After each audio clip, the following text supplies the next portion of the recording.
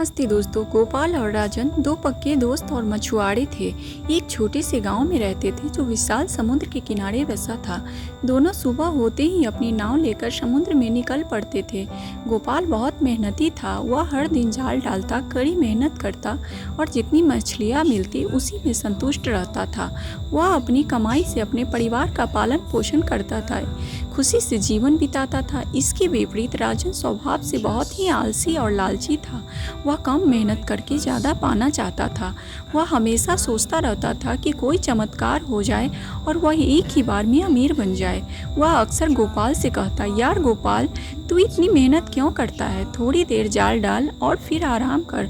गोपाल मुस्कुराता और कहता, राजन, मेहनत से ही फल मिलता है, हमें लालच नहीं करना चाहिए। एक दिन राजन को समुद्र में एक अजीब सी चमकती हुई वस्तु दिखी। उसने जल्दी से अपना जाल डाला और उस वस्तु को बाहर निकाला। वह एक विशाल और बेहद सुंदर सुनहरी मछली थी। राजन की आंखें खुशी से चमक उठी। तभी सुनहरी मछली बोली, हे मछुआरे, मुझे छोड़ दो। मैं कोई साधारण मछली नहीं, मैं समुद्र देवता की बेटी हूँ। अगर तुम मुझे छोड़ दोगे तो मैं तुम्हें 3 इच्छाएं पूरी करने का वरदान दूंगी। राजन ने अपनी आंखों पर विश्वास नहीं हुआ। उसने तुरंत जाल खोला और मछली को छोड़ दिया। सुनहरी मछली ने कहा, ठीक है, जब भी तुम्हें कुछ चाहिए बस मुझे याद कर लेना। इतना कहकर वह गहरे पानी में चली गई। राजन भागता हुआ अपने घर गया। उसकी पत्नी ने पूछा, क्या हुआ, आज इतनी जल्दी क्यों आ गए? राजन ने उसे सारी बातें बताई। राजन की पत्नी, जो कि राजन से भी ज़्यादा लालची थी, बोली, हमें तुरंत अपनी पहली इच्छा पूरी करनी चाहिए। हमारी झोपड़ी बहुत पुरानी है, चलो हम एक आलीशान महल मांगते हैं। राजन ने मन से सुनहरी मछली को याद किया और कहा, मुझे एक बहुत बड़ा महल चाहिए। तभी एक चमत्कार हुआ। उसकी पुरानी झोपड़ी की जगह एक विशाल और भव्य महल खड़ा था। राजन और उसकी पत्नी पहले से खुशी से फूले नहीं समाये हुए अब राजा रानी जैसा जीवन जीने लगे। लेकिन उनका लालच यही नहीं रुका। एक दिन राजन की पत्नी बोली, यह महल तो ठीक है, लेकिन अब तो हम भी आम इंसान हैं, हमें राजा रानी बनना चाहिए। राजन ने फिर से सुनहरी मछली को याद किया और कहा, हमें इस राज का राजा और रानी बनना है। तभी एक और चमत्कार हुआ।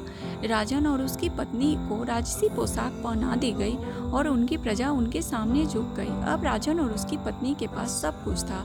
उनके पास महल था, धन था और वे एक विशाल राज्य के शासक थे। लेकिन उनका लालच अभी भी शांत नहीं हुआ था। राजन की पत्नी ने एक दिन राजन से कहा, राजन, अब मैं इस धरती के सबसे शक्तिशाली प्राणी बनना चाहती हूँ। मैं चाहती हूँ कि समुद्र भी मेरी आज्ञा माने। राजन को अपनी पत्नी का यह लालच बहुत बुरा लगा, पर उसने सोचा कि उसने अभी तक उसकी सारी बातें मानी हैं तो यह भी मान लेनी चाहिए। उसने फिर से सुनहरी मछली को याद किया और कहा, मुझे समुद्र पर राज करने की शक्ति चाहिए। जैसे ही राजन ने यह कहा, आसमान में काले बादल छा गए और समुद्र में भयंकर तूफान आ गया। समुद्र देवता का क्रोध राजन के इस लालच से भड़क उठा था। समुद्र देवता ने राजन और उसकी पत्नी को महल को अपनी लहरों में डुबो दिया। राजन और उसकी पत्नी ने देखा कि उनका महल, उनका धन और उनकी सारी शक्तियाँ एक ही पल में गायब हो गई।